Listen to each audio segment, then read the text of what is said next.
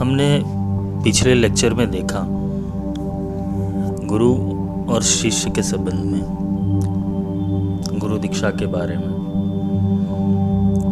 साधक का कर्तव्य क्या है, या तो साधक कैसे बनाया जाता है, या तो साधक की गणना कैसे होती है।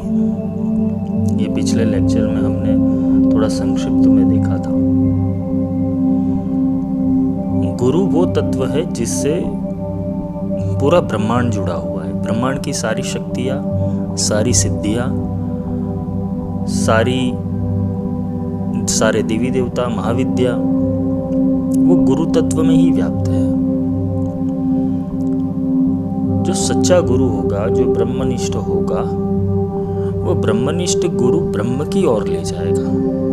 मांत्रिक, तांत्रिक, यांत्रिक इसके भी गुरु है, वेद पठन के भी गुरु है, शास्त्र के भी गुरु है। गुरु बहुत सारे प्रकार के, किंतु जब सद्गुरु का चिंतन आता है, या तो फिर जो ब्रह्मनिष्ठ गुरु का चिंतन आता है, वो स्पष्ट बताता है हमें कि हमें ये सारी जो चीज़ें हैं साधना के बारे में, वो परम तत्व तक नहीं ले जाती।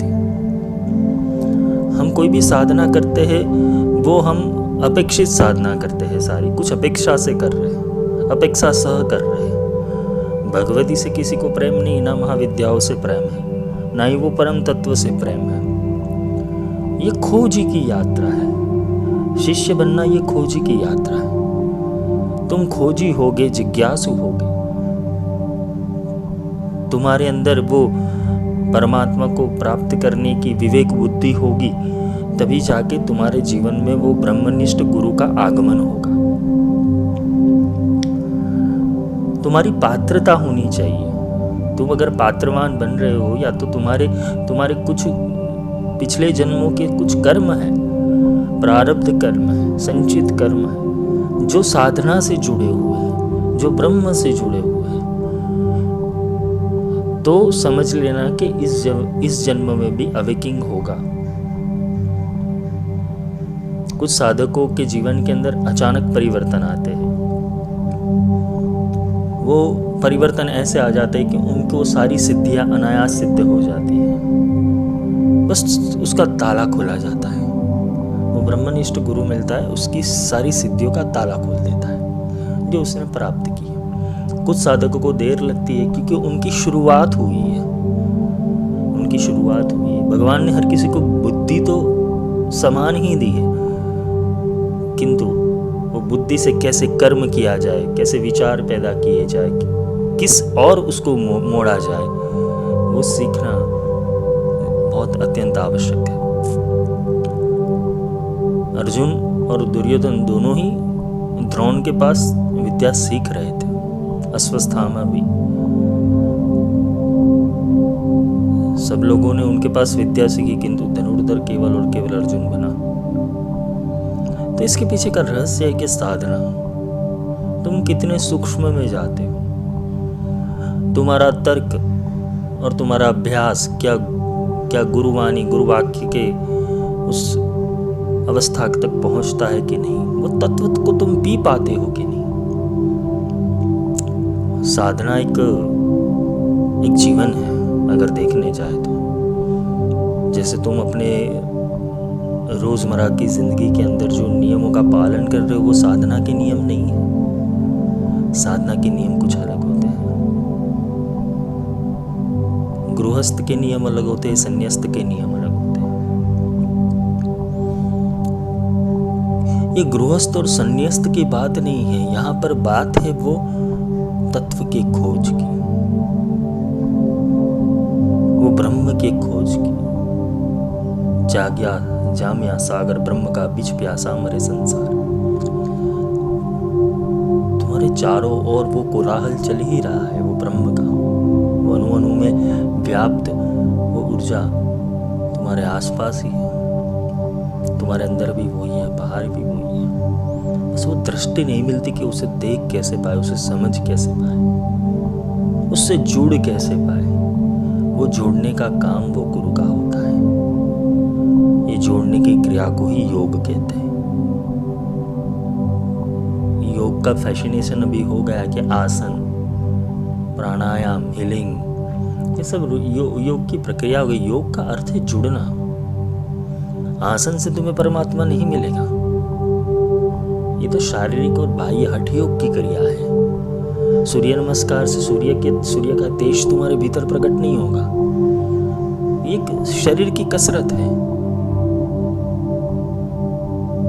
आसमान में गुंज हो रही है, आसमान में वो परमात्मा का हृदय दबकार ले रहा है, वो परम का दबकार ले रहा है। उसकी दबकार बहुत सूक्ष्म है। जैसे तुम अपनी दबकार तक इन कर्णों से नहीं पहुंच सकते, तुम्हें अपने कान बंद करने पड़ेंगे, या तो थेटोस्कोप की मदद से तुम वो सुन सकते हो। वैसे ही आसमान में जो परमात्मा सांस ले रहा है, उसकी गुंजन अगर तुम्हारे तक पहुंच गई तो समझ लो तुम्हारा तार, तुम्हारे हृदय का तार, वो परमात्मा के हृदय के तार तक पहुंच जाएगा। और यही कार्य गुरु करते हैं।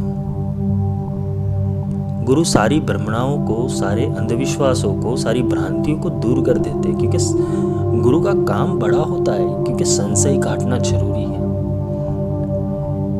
तुम्हारे संस्कारों को काटना बहुत अत्यंत आवश्यक है, क्योंकि जब तक तुम निर्मल नहीं बनोगे, तब तक वो परमात्मा, वो परम तत्व की समझ तुम्हारे भीतर नहीं प्रकट हो पाएगी, क्योंकि वो निर्मल है, वो सहज है। तुमने उसे कॉम्प्लिकेटेड कर दिया है, दुनिया ने उसे कॉम्प्लिकेटेड कर दिया है, शास्त्रों ने उसे कॉम्प्लिकेटेड कर दिया है। जबकि जो पा चुका है, जिसने प्राप्त किया है, वो प्राप्त करने वाला जो इंसान है या तो संत है, वो महापुरुष है, वो स्पष्ट बोलता है उसे, ये तो बहुत आसान है। वो ही तो है जिसे प्राप्त करने में मेहनत नहीं लगती। हाँ, तुम्हें खाली होना पड़ेगा, खाली होगे तो भर पाओगे।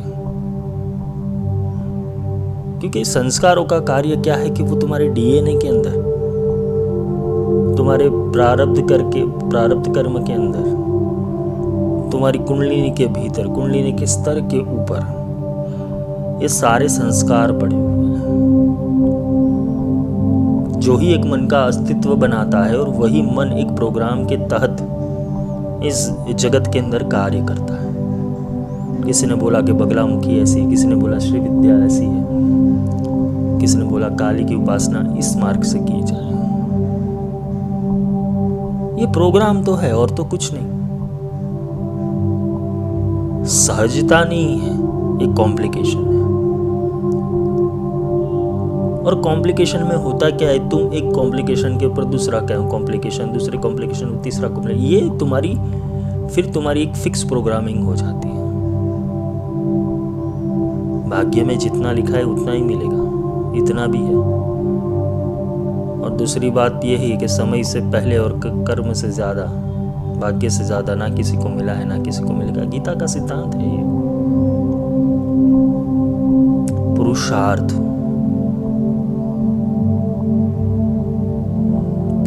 करना जरूरी है। यम यम चिंतयते कामम तम तम प्राप्नोति निश्चितम, जो सोचो कि वो प्राप्त होगा, किंतु पहले क्लीन तो हो जाओ। और सच्चा गुरु मिल गया, ब्रह्मनिष्ठ गुरु की शरण मिल गई, वो तुरंत तुम्हें दीक्षा नहीं देंगे।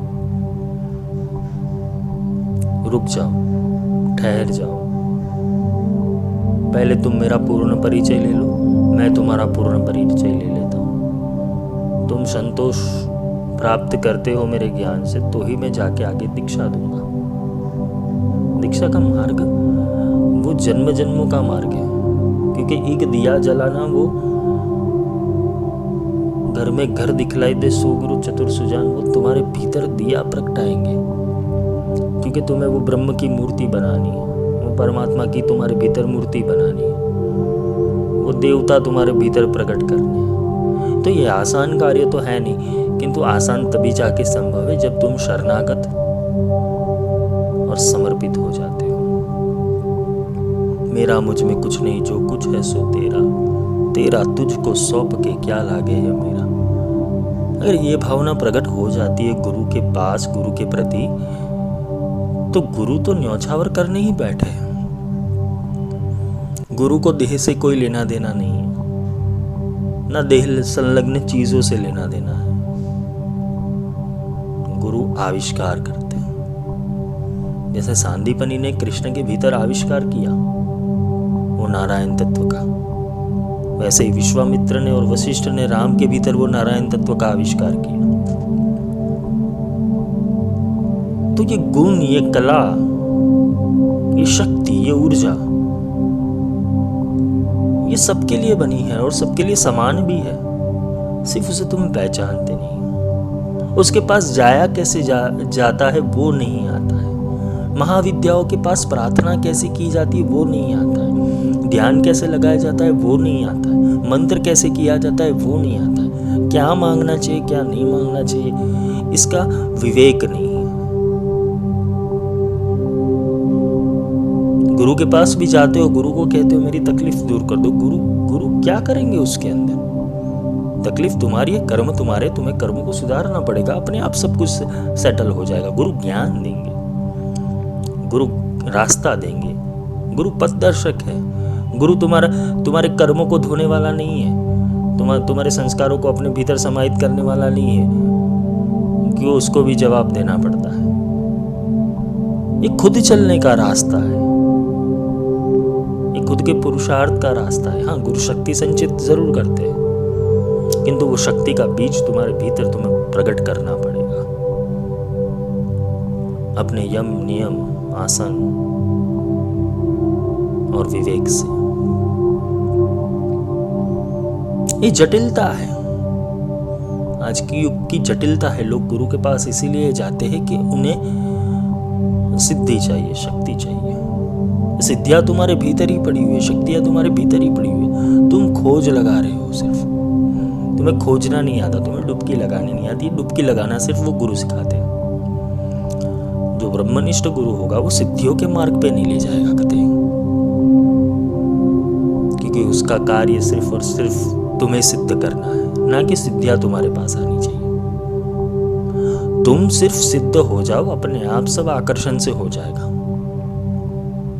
यही श्री विग्रह है। श्री विद्या के साधकों को यही समझना चाहिए कि अगर तुम मूल बिंदु में बैठ जाते हो, वो श्री चक्र का मध्य बिंदु तुम हो जाते हो, तो नीचे की जो पूरी प्रणाली है, कार्य प्रणाली, वो अपने आप सेट हो जाएगी। वो सारी सिद्धियां तुम्हें अपने आप ही स्वयं सिद्ध हो जाएगी।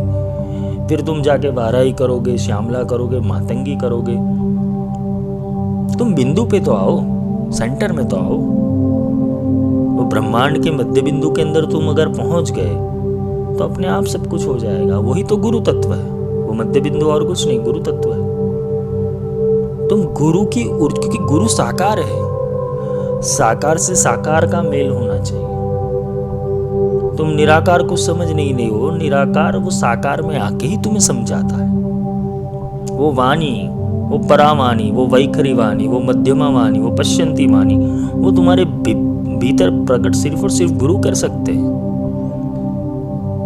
ये ऊर्जाओं की चेतना, ये ऊर्जाओं का विकास, ये ऊर्जाओं का चक्र, ये तभी जाके संभव है कि जब तुम्हारे भीतर सूक्ष्म में वो दिया प्रकट हो जाए। इसलिए गुरु दीक्षा आवश्यक है। गुरु वो होना चाहिए कि जो तुम्हें सीधा तार दे दे, और तार देने के बाद वो सिर्फ यही बोले कि तुझे तारना है, तुझे तरना है। वो तुम्हें तैराक बनाते हैं, या गोचर विश्व के अंदर तुम्हें तैराक बनाते हैं। जब तुम गुरु अधीन हो जाते हो और तुम्हारा मन वो श्री गुरु चरण में हो जाता है, तब जाके अनायास सारी सिद्धियां तुम्हें हस्तगत होने लगती हैं। और यही शांभवी ऊर्जा है। पहले तो प्रतिप्रसव कराएंगे। प्रतिप्रसव का अर्थ ये नहीं है कि एक साधना में बैठ गए 5 घंटे और मौन होके बस अपने कर्मों को क्लीन अप कर दो, वो वैसा नहीं है प्रतिप्रसव। प्रतिप्रसव यानी कुछ हट कर्म होते हैं। तुम्हारा ईगो, तुम्हारा मन, तुम्हारा अहंकार, वो जहां से प्रकट होता है, तुम जो वाणी और भाषा यूज कर रहे हो उसके अंदर तुम्हारा विवेक दिखाई देता है। वो विवेक को सुधारना कार्य गुरु का होता है। गुरु टोकेंगे, डांटेंगे, गुरु समझाएंगे। गुरु का कार्य है तुम्हें रोज का रोज एक नया आकार देना, क्योंकि तुम्हारे भीतर वो मूर्ति बनानी है, जागृत मूर्ति। तुम्हारे भीतर वो प्राण प्रतिष्ठा करनी है। ये 5 दिन या 10 दिन की साधना नहीं है, एक लंबे काल, लंबे समय तक की साधना है।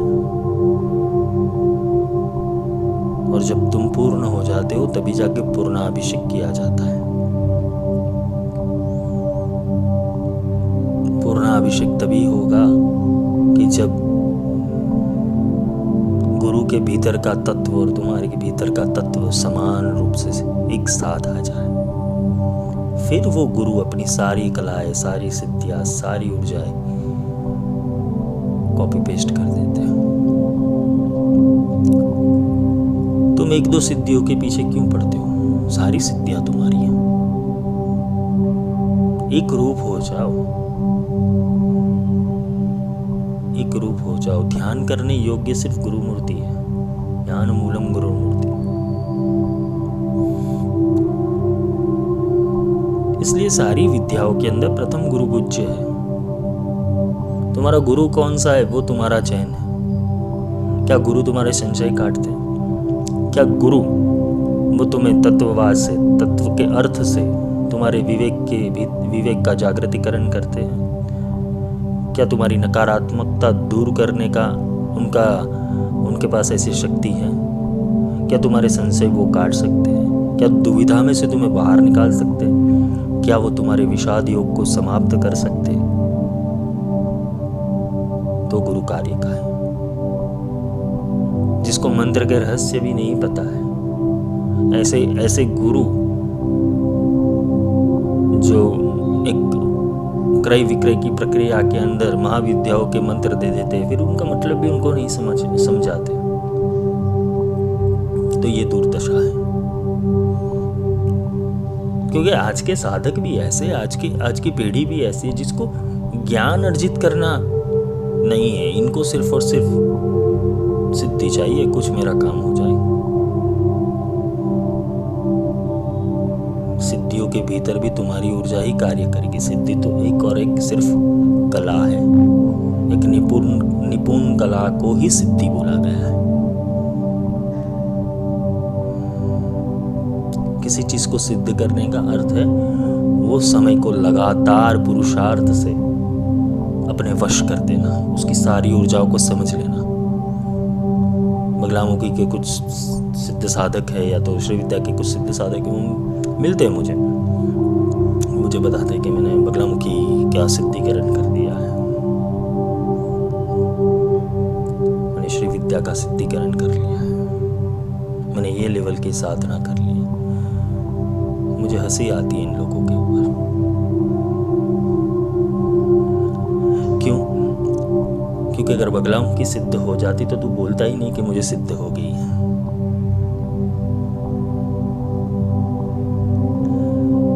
बगलामुखी बोलने ही नहीं देती ये चीज। क्यों? कि जो है सो है।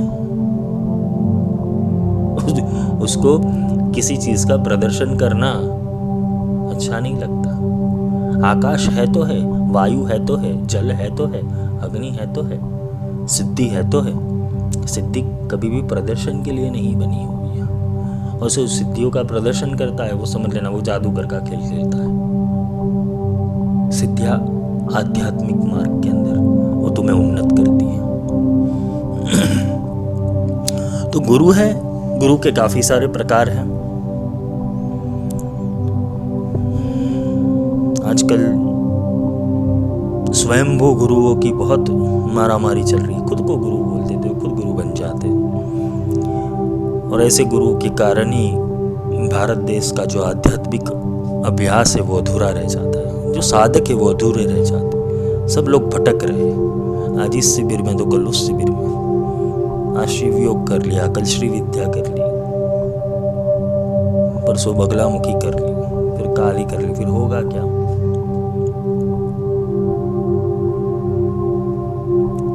अपना पतन तुम खुद करते हो। क्यों?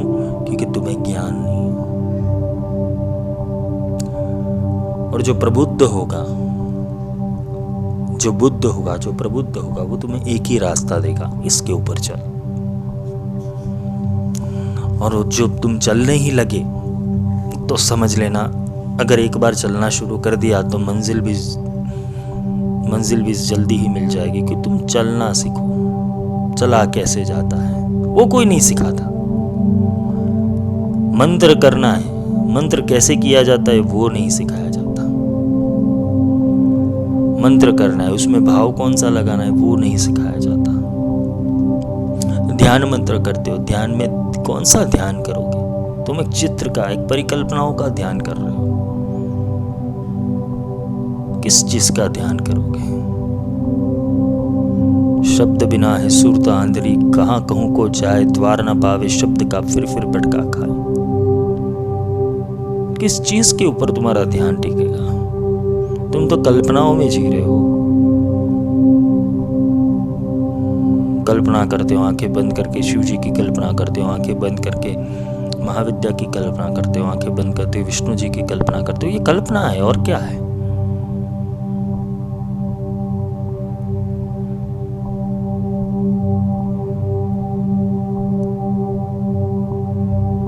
कैसे फर्क देखो। अगर दुशासन है, वो अपनी मूंछ निकाल के अपने माथे के ऊपर मोर मुकुट पहन ले, तो तुम उसे कृष्ण ही समझ लोगे।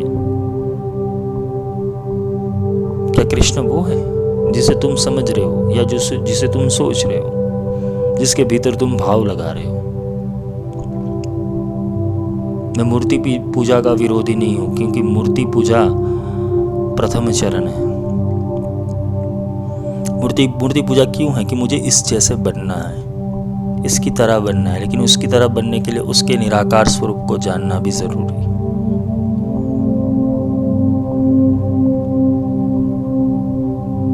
जब चित्रकार ने कोई कल्पना की थी, वो इसलिए, चित्रकार की कोई कल्पना से एक चित्र खड़ा होता है, वो चित्र इसलिए खड़ा होता है कि ऐसा है वहां पे।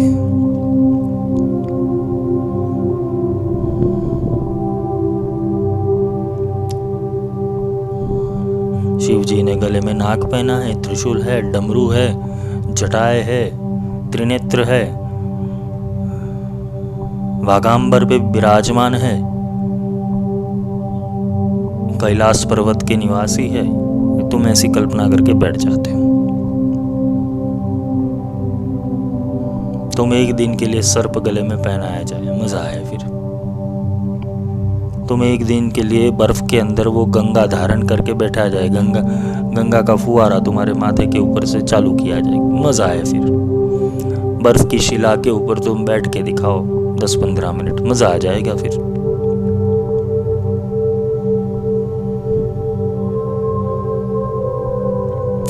तो ये सारी कल्पना, उसके भीतर से तुम बाहर निकलो पहले।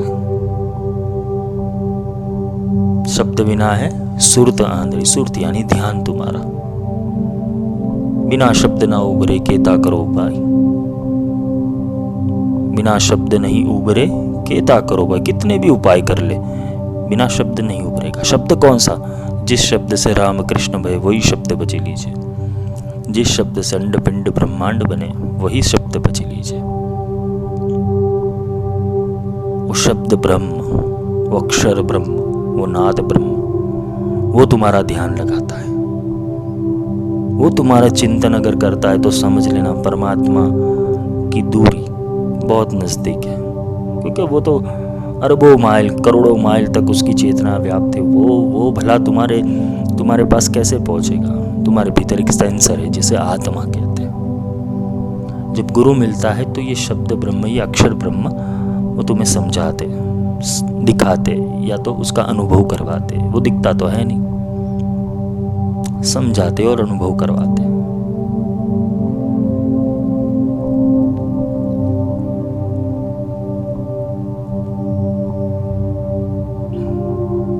लिखा लिखी की है नहीं, देखा देखी की बात।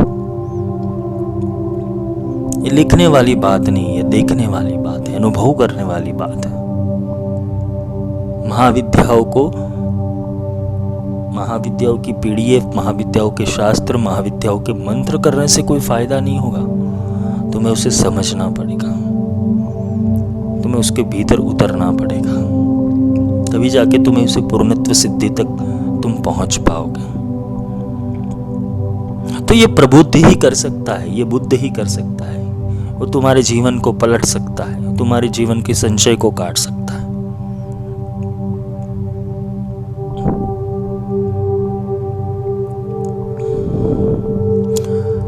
अगर सिद्धि कक्षा या तो मंत्र ऊर्जा या तो दीक्षा का योग्य समय कौन सा होना चाहिए, अगर ये 16 से 18 के बीच में अगर तुम्हें कोई गुरु मिल जाए, कोई गुरु का सानिध्य मिल जाता है, तो समझ लेना तुम्हारे पूर्व जन्म के जो प्रारब्ध कर्म थे वो जागृत हो चुके हैं। और वहां से अगर गुरु दीक्षा मिल जाती है, ब्रह्मनिष्ठ गुरु की दीक्षा मिल जाती है, तो समझ लेना तुम्हारे पास अब बहुत समय कम है। जल्दी सीख लो, जल्दी समझ लो।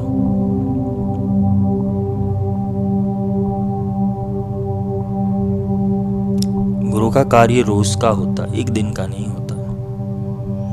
और जो सिद्ध गुरु होता है या जो ब्रह्मनिष्ठ होता है वो ज्यादा शिष्य भी नहीं बनवाता, क्योंकि उसका कार्य कितने लोगों को संभालेगा वो। आज मेरे घर में एक बच्चा है तो मैं एक बच्चे को खिलाऊंगा, एक बच्चे को समझा सकता हूँ, 2 बच्चे को समझा सकता हूँ, 10 बच्चे को समझा सकता हूँ, फिर 100 हो जाए, लाख हो जाए, करोड़ हो जाए। गुरु तत्व तो व्याप्त ही है, किंतु सारे तक वो गुरु तत्व कैसे पहुंचेगा। तो ये साधना तभी जाके संभव है जब तुम गुरु के निकटतम आते हो, गुरु की शरण में आते हो, गुरु के चरण में होते हो। वो आवागमन वहीं से छूटती है। श्री गुरु चरण सरोज रज निज मन मुकुर सुधार। तो ऐसे होता है, नहीं तो कहता भी दीवाना सुनता भी दीवाना, चलता रहता है सब।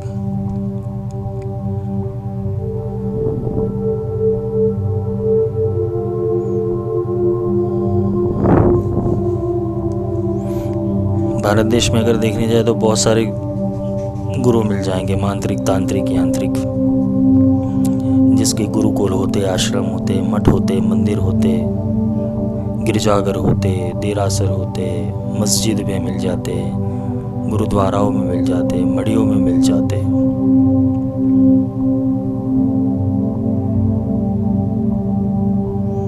और हर एक के भीतर ये साधु, संत, सन्यासी, पुजारी, महाराज, सूरी, पादरी, महंत, बापू, ये हर जगह तुम्हें मिल जाएंगे। गुरु के अलग अलग प्रकार हैं। भारत के आगम निगम और तंत्र के अंदर अगर अनंत प्रकार के शास्त्र और दर्शन शास्त्र है, ऐसे ही अलग अलग प्रकार के गुरु जो उसको समझने वाले, या तो उसके ऊपर विद्यार्जन करने वाले, या तो उसके शास्त्र को समझने वाले या समझाने वाले तुम्हें मिल जाएंगे। अगर योग की दृष्टि से देखने जाए तो गुरु की 4 श्रेणी है। पहला ही योगी गुरु। ये जो गुरु है वो साधक को, जो वो खुद जिस मार्ग के ऊपर चला है वही मार्ग वो अपने साधक को देता है। इससे ही वो संसार और व्यवहार को पहचानता है, और यही मनोविज्ञान वो अपने शिष्य को देता है। दूसरा आता है ज्ञानी गुरु। इस गुरु की जो साधनात्मक अवस्था है वो समाप्त हो चुकी है, वो स्वयं प्रज्ञा के अंदर प्रतिष्ठित है।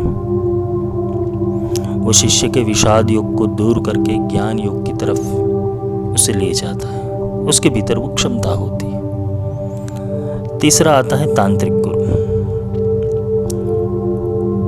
वो शिष्य की चेतना और भाव को पहचानने के बाद उसको मार्ग और पद्धति देते हैं, जिससे शिष्य का सर्वांगी विकास होता है, जिसके हेतु वो गुरु अलग अलग आचार पद्धति वो शिष्य को समझाता है। जो चौथा गुरु होता है वो ब्रह्मनिष्ठ गुरु होता है। जिसके संपर्क से ही और जिसकी हाजिरी से ही हर जगह प्रभाव चालू हो जाता है, वो ऊर्जा चक्र चालू हो जाता है। वो चैतन्य को भी बदल देते हैं। वो तुम्हारे ऊर्जा के भीतर बहुत सारी चीज़ों को बदल देते हैं। उनके संपर्क में आते ही तुम्हारे भीतर वो हर्षोल्लास, वो दिव्य चैतन्य अवस्था, वो तुम्हारे भीतर में पड़े हुए संस्कार अपने आप जागृत हो जाते हैं। तुम एक नई उमंग और तरंग के अंदर जीने लगते हो।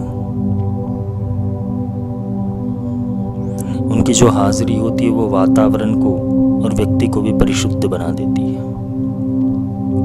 वो सात्विक और दिव्य होते हैं। उनके आसपास एक ऊर्जा क्षेत्र होता है जिसकी मदद से वो शिष्य ऊर्जा की अनुभूति करता है। वो स्वयं जीवन मुक्त है। वो देव समान है। जो ब्रह्मनिष्ठ होता है वो देव समान होता है, जिसने ब्रह्म की प्राप्ति की। दूसरी परंपराओं के भीतर 12 प्रकार के गुरु बताए गए। पहला होता है, उसमें धातुवादी गुरु होता है, जो विविध आचार पद्धति में ले जाके उस शिष्य को मुक्ति का सूचन देता है। चंदन, ऐसे गुरु की हाजिरी वो शिष्य को सुवासित और प्रभावित कर देती है। विचार, तार्किक और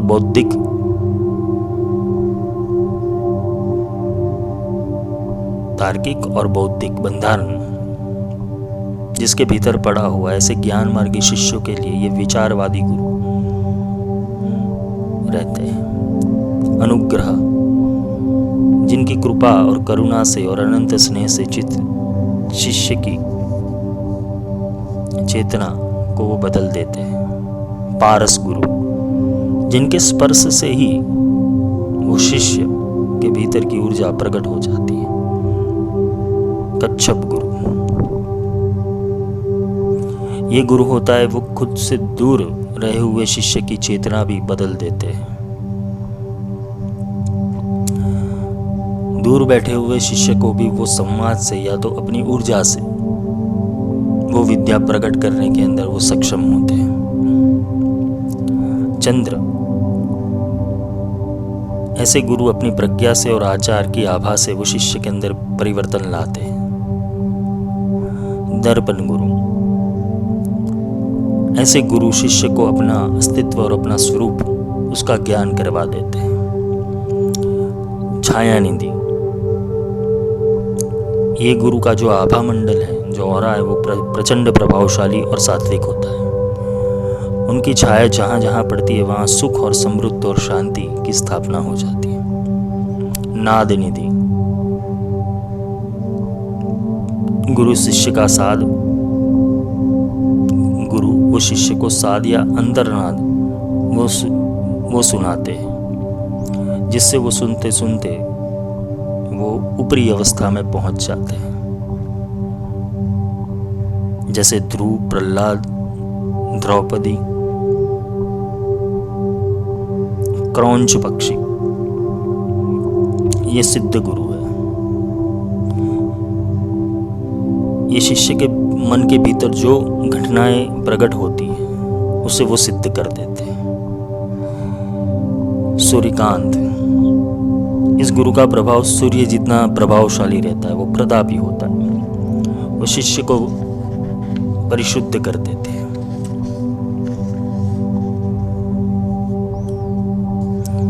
इसमें प्रेरक, जो शिष्य को प्रेरणा देते हैं। सूचक, जो शिष्य को आचार मार्ग देते हैं। वाचक, जो शिष्य को विभिन्न विधियां देते हैं। दर्शक, जो शिष्य को एक विशिष्ट मार्ग देके उसकी विधि की जो ऊंडाई है, वो गहराई है, वो समझाते हैं। शिक्षक, जो साधना का व्यावहारिक मार्ग उसे समझाता है। बोधक, जो शिष्य की प्रज्ञा का जो दिया है उसको जलाते हैं।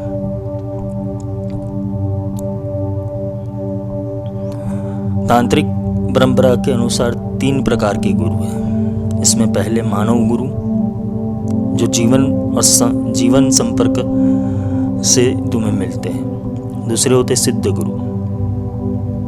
ये गुरु अपनी प्रतिभा और शक्ति का हस्तांतरण जिसे बोलते जो हस्तगत किया हुआ है, वो सिद्ध गुरु के समीप में आते ही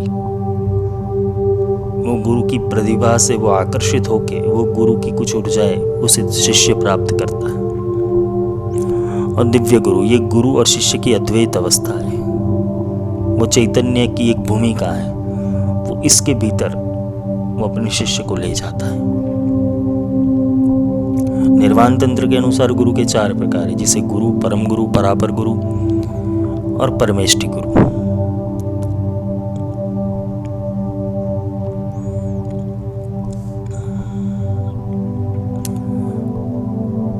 महानिर्वाण तंत्र और निर्वाण तंत्र के अंदर दिव्यांग, सिद्धांग और मानवांग ऐसे 3 प्रकार के गुरुओं का उल्लेख है। जिस हेतु जो कुल गुरु होते वो 4 प्रकार के होते, जिसे गुरु, परम गुरु, परात्पर गुरु और परमेष्टि गुरु। महानिर्वाण तंत्र के जो रचयिता है वो भगवान शिव स्वयं है, और यही 5 मुखों से उन्होंने आमनाएं प्रकट किए थे।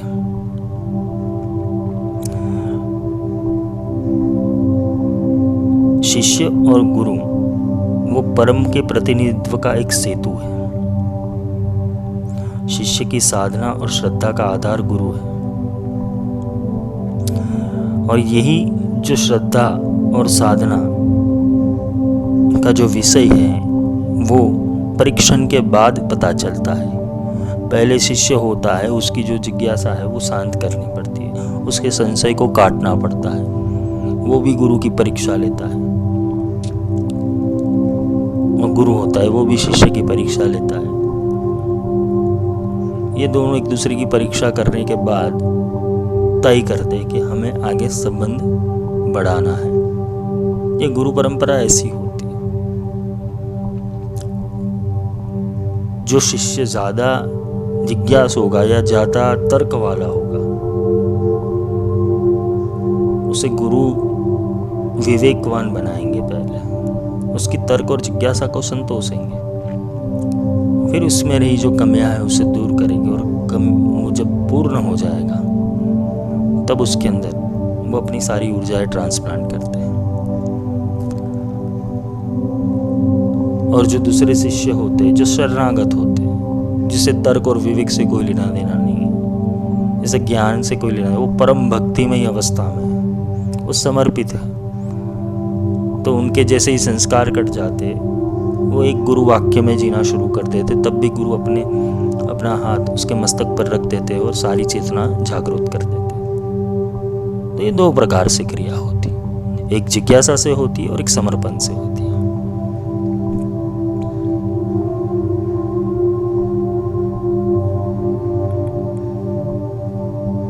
शास्त्रों में गुरु पादुका मंत्र ही सर्वोपरि मंत्र माना गया है। ईश्वर से भी जो बड़ा बोला गया है उसे गुरु बोलते हैं। गुरु गोविंद दोनों खड़े काको लागू पाए, बलिहारी गुरु आपकी जो गोविंदियो बताई। गुरु चरण रज वही चंदन है, उनकी स्मृति ही वो जाप है, और उनका आदेश का अनुसरण ही वो पूजा है।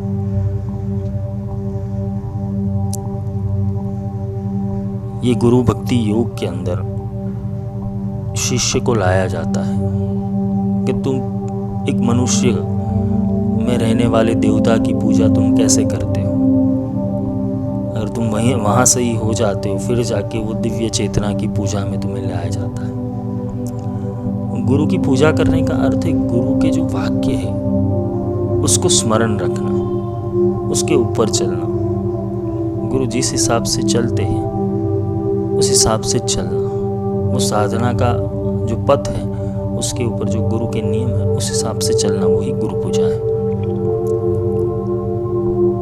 तुम एक शरीर की पूजा करते हो, किंतु वो शरीर में रहने वाला जो दिव्य तत्व है, तुम अगर उसको धारण कर लो तो वो मानस पूजा अपने आप ही शुरू हो जाएगी। उठत बैठत जागत सोवत ऐसी तारी लागी।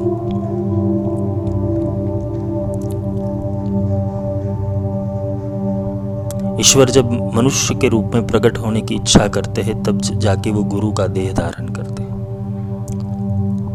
जो दीक्षा है वो चैतन्य का एक दिया है, जिसका अर्थ है देखना, समझना, जान लेना। भारतीय परंपरा के अंदर द्विज का अर्थ है दूसरा। जब दीक्षा पूर्ण होती है तो दूसरा जन्म होता है, और वो जन्म जो पिछली जिंदगी जो तुमने जी वो पूरी सरेंडर हो जाती है, उसके सारे कर्म सरेंडर हो जाते हैं। फिर एक नई जिंदगी की शुरुआत होती है, एक नया जन्म होता है तुम्हारा।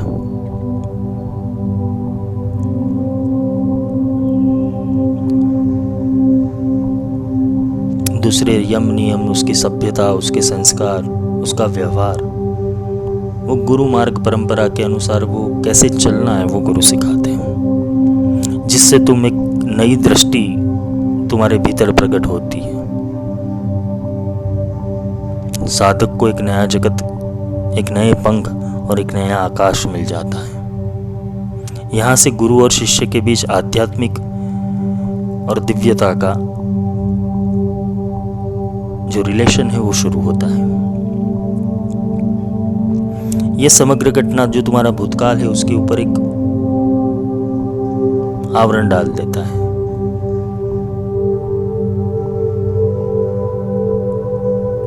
ये जो संबंध है गुरु और शिष्य का, वो तर्क और बुद्धि से समझ या समझाया नहीं जा सकता। तो दीक्षा है, दीक्षा का अर्थ यही है कि तुम्हारी चेतना का एक अलग विस्तार कर देना, एक चेतना को नया आयाम देना, एक नए सोच का प्रागट्य करना। एक तुम्हारी जो सूक्ष्म गतिविधियां है, जहां तुम्हारा मन है, वो मन को निकाल के वहां प्रज्ञा को प्रतिष्ठा देना, क्योंकि प्रज्ञामान होना प्रज्ञान ब्रह्म की ओर ले जाता है। तो हम ज्ञानमयो विज्ञानमयो से, वो ज्ञान और विज्ञानमय कोश में जाने हैं तो तुम्हें ये दीक्षा के स्तर में से पास होना पड़ेगा। क्योंकि साधक चाहता है कि उसे अगर एक लंबा आकाश मिल जाए, वो जो चाहे वो कर सकता है। अगर ऐसी जिज्ञासा है उसके भीतर तो दीक्षा लेनी अनिवार्य है।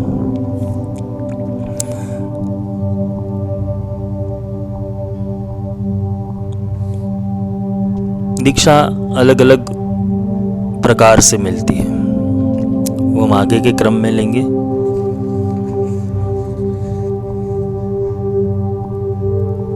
इसके भीतर जो ऊर्जामयी घटना है, एक परंपरा के अनुसार अगर देखने जाए तो पंचदेव अनुसार, हमारे भारतीय परंपरा के अंदर पंचदेव के प्रकार बोले गए। अगर परंपरा के अनुसार देखने जाए तो व्यक्ति को 5 प्रकार की दीक्षा देनी चाहिए। आरंभ तंत्र के अंदर पंचदेव यानी ब्रह्मा, विष्णु, शिव, शक्ति, सूर्य। महर्षि नारद को श्राप के कारण ब्रह्मा का स्थान वो गणेश को दिया गया था, और वो विष्णु के अवतार ही थे। दीक्षा के समय पर वर्तुल के केंद्र में साधक या शिष्य का जो इष्ट और देवता है, उसके आसपास ये दूसरे देवताओं की प्रतिष्ठा की जाती है, और गुरु वो खुद के भीतर वो प्राण शक्ति को जगा के वो अपने से बैठे हुए दूर शिष्य को पोषित करता है, उसके भीतर चेतना डालता रहता है।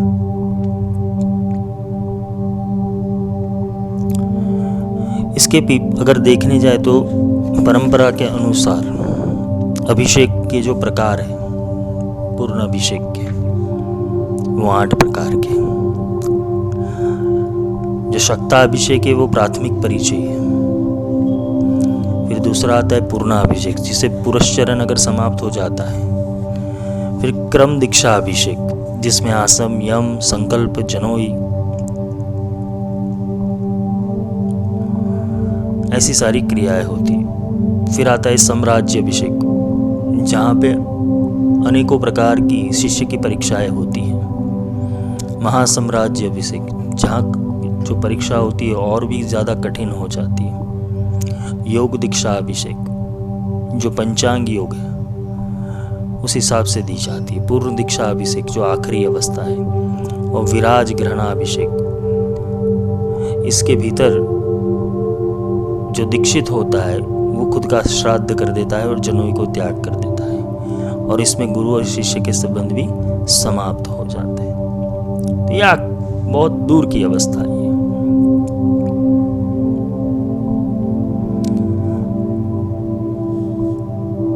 कलयुग के भीतर तंत्र शक्ति दीक्षा, नाद दीक्षा, ब्रह्म दीक्षा, शाक्त दीक्षा, शैव दीक्षा, ये सारी मूल दीक्षा है, जिसके अंदर वैदिक और तांत्रिक सूचन अलग अलग प्रकार से होते हैं। जिसमें दैनिक पूजा के हेतु तुम्हें गायत्री मंत्र का पुरस्चरण दिया जाता है, प्राथमिक। ये सारी घटनाएं इसलिए समझा रहा हूँ कि ऐसी ऐसे परंपरा के अंदर उल्लेख है, किंतु जब तुम ब्रह्मनिष्ठ गुरु के पास जाते हो तो ये सारी द्विधा में वो तुम्हें नहीं डालते, वो सीधा रास्ता दिखा देते कि ये सब करने जाओगे तो तुम्हारे भीतर अलग अलग प्रकार से संस्कार डाले जाएंगे, जैसे गर्भाधान, पुंसवनन, श्रीमंतोन्नयन, जात कर्म, नामकरण, निष्क्रमण, अन्नप्रसन, चूड़ाकरण, उपनयन, विवाह, ये सारे संस्कार तुम्हारे भीतर अलग से डाले जाते हैं। अलग अलग, जैसे जो सांसारिक मतांतर है उस प्रकार से अलग है, और साधना के पथ में ये संस्कार अलग है। दीक्षा की तैयारी हेतु साधक और शिष्य से वो परिशुद्ध संवाद वो गुरु का जरूरी है, कि वो किस हेतु वो साधना करना चाहते हैं, या तो किस हेतु ये मार्ग के अंदर है। और जो गुरु होता है वो भी शिष्य की पूर्ण जिज्ञासा को संतोष देता है। सामान्य रीत से वैदिक, तांत्रिक और मिश्र, ये 3 प्रकार की दीक्षा विधि है। दीक्षा का तात्विक संदर्भ बाह्य और आंतरिक दीक्षा, ये 2 भागों में है, और दोनों के भीतर वो भेद नहीं है। भेद सिर्फ और सिर्फ कर्मकांड का है। बाह्य के वैदिक दीक्षा पूजा, होम, संध्या, जप, तर्पण सब में प्राधान्यता देखी जाएगी, जबकि तंत्र के अंदर योग, ध्यान, मानसिक आराधना का प्राधान्य ज़्यादा है। और आंतरिक दीक्षा के हेतु आंतरिक दीक्षा इसी प्रकार तुम्हारे जो अंतर्याग है, वो अंतर्याग के अंदर वो आंतरिक दीक्षा दी जाती है। अंतर्याग का प्रोसेस कैसे होता है, जो तुम बाहर करते हो वैसे अंदर कर रहा है, किंतु उसकी क्रियाएं थोड़ी अलग से होती है, वो गुरु सिखाते हैं। जो दीक्षा का वर्गीकरण है वो भी इस प्रकार है। पहली आती है स्पर्श दीक्षा। इसमें गुरु वो अपनी आभा और ऊर्जा और प्रज्ञा का स्पर्श शिष्य को देते हैं और उसे दीक्षित करते हैं। इसमें गुरु का समग्र अस्तित्व का जो हस्तांतरण है वो शिष्य के भीतर हो जाता है। जैसे पक्षी होते हैं वो अपने बच्चों को ऊष्मा और नया जीवन देते हैं, वैसे ही ये स्पर्श दीक्षा के अंदर तुम्हारे भीतर धीरे धीरे वो ऊर्जा का ट्रांसप्लांटेशन होता है। आध्यात्मवाद में अगर देखने जाए तो ये इसका जो बेस्ट एग्जाम्पल है वो रामकृष्ण परमहंस और विवेकानंद का है। फिर आता है दग दीक्षा। इसमें गुरु खुद की चैतन्य अवस्था और ऊर्जावान दृष्टि वो शिष्य के ऊपर डालते हैं, वहाँ से शिष्य दीक्षित हो जाता है, जैसे रमन महर्षि देते थे। फिर आती है मानस दीक्षा। ये दीक्षा गुरु और शिष्य के बीच मानसिक, भावनात्मक और वैचारिक संवादिता को सर्जन में लाता है। गुरु का अनुग्रह और करुणा वो शक्तिपात का वो स्वरूप होता है। फिर अनुष्ठान दीक्षा, ये वैदिक दीक्षा है।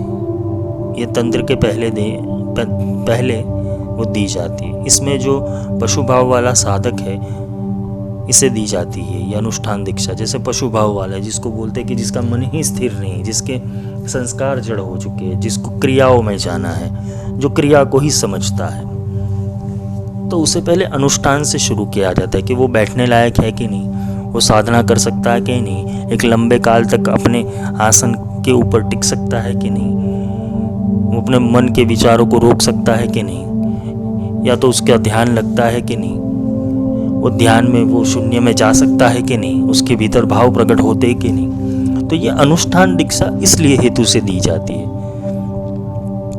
इसके अंदर गुरु होता है वो एक निश्चित समय दरमियान वो नियमित और क्रमबद्ध पद्धति से एक विधि को देता है। इसमें निषेधों, आदेशों और अनुशासन की अगत्यता होती है। इसके बाद जो साधक स्थिर हो जाते हैं तब जाके उससे तंत्र दीक्षा दी जाती है। उसके बाद आती है वर्णमयी दीक्षा। जैसे संस्कृत भाषा में देखने जाए तो वर्णमाला के 50 अक्षर हैं। मंत्र रूप के ऊपर इसका जो सतत जाप करना होता है जिससे प्राण शक्ति तीव्र और जागृत हो जाती है। इसके द्वारा जो शिष्य होता है वो अपने तमाम बंधनों को तोड़ देता है और मोह का क्षय हो जाता है और मोक्ष को प्राप्त करता है। तो ये वर्णावली दीक्षा भी होती है। फिर होती है काल दीक्षा जिसके भीतर पृथ्वी की उत्पत्ति और सर्जन, जो सर्जन का रहस्य वो समझाया जाता है, जिसके भीतर बिंदु, नाद और कला का महत्व वो सिखाया जाता है।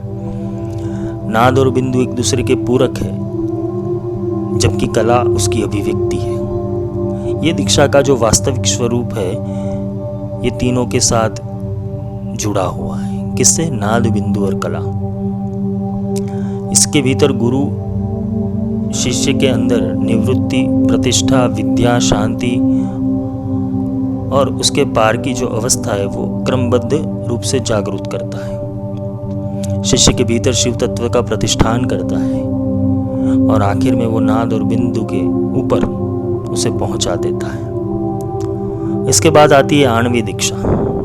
इसके भीतर गुरु शिष्य को एक शक्तिशाली मंत्र देता है और जिस मंत्र से वो शिष्य वो परम तत्व को प्राप्त करता है। फिर आती है शाक्ति दीक्षा। हम जानते कि शक्ति के अनंत अभिगम है, अभिव्यक्ति है, वो हर रूप से दीक्षा दी जाती है। जिसके भीतर लेखन, स्वप्न, सहन, संवाद से भी दीक्षा दी जाती है। शांभवी दीक्षा, इसमें वैदिक और तांत्रिक दोनों विधियों का समन्वय है। इसमें पंचभूत तत्वों का समन्वय करने में आता है। क्रम संदर्भ में देखने जाए तो यह आखिरी दीक्षा है। ये दीक्षा का हेतु स्थिति और स्थापित, ये दो क्रियाओं के हेतु किया गया है। मंत्रों द्वारा वो पंच तत्वों, पंच महाभूतों के तत्वों के साक्षी बनाया जाता है और बाद में शिष्य का अभिषेक करना होता है। विश्वसार तंत्र की बात करें तो इसके भीतर भी 4 रूप से दीक्षा का वर्णन है। क्रियावती, जिसके अंदर शरीर, मन और भावनाओं को शुद्ध करके दीक्षा दी जाती है। इसमें बाह्य क्रियाओं को ज़्यादा प्राधान्य दिया जाता है। कलावती दीक्षा, इसके भीतर साधक और शिष्य के अंदर 5 कला की प्रतिभा की जागृति के ऊपर नज़र रखी जाती है। साधक यदि ये 5 प्रतिभाओं का विकास कर लेता है तो उसे ये 5 प्रतिभा इस दीक्षा के अंदर वो उनके शिष्य के भीतर जागृत की जाती है, जिसे बोलते हैं निवृत्ति कला, जिसे बोलते हैं प्रवृत्तियों को छोड़ना। प्रतिष्ठा कला, जिसको कहा जाता है कि एक भाव में स्थिर रहना। विद्या कला यानी ज्ञान, योग और साधना। शांति कला यानी शांति और स्थिरता। शांत्यातीत कला, जो दूसरों को शांति दे सके, ऐसी स्थिति। तो ये 5 कला शिष्य के भीतर प्रकट की जाती है। वर्णमयी दीक्षा, जिसके भीतर परिशुद्ध साधनों, वर्ण, शब्द और मंत्र होता है। इस मंत्र द्वारा शरीर के विभिन्न अंगों के ऊपर अभिषेक किया जाता है। और अंत में आती है वेदमयी दीक्षा। इसमें वेद स्वरूप गुरु समग्र मन और चैतन्य शक्ति को एकत्रित करता है और ये पूरा जो प्रणाली है वो शिष्य के अंदर प्रतिस्थापित किया जाता है। इस स्वरूप का नाम ही शक्तिपात है। कुलार्णव तंत्र के अंदर भी 7 प्रकार की दीक्षा बोली गई है, क्रिया, वर्ण, कला, स्पर्श, वाक, दिक् और मानस दीक्षा। तो इस प्रकार से दीक्षा दी जाती है अलग अलग रूप से, पर सच्ची दीक्षा वही है कि जब गुरु के एक वाक्य से, गुरु के मुंह से निकले हुए एक ही वाक्य को अगर तुम उसे मंत्र मूलम गुरु वाक्य समझ लो, वहां से दीक्षा शुरू हो जाती है।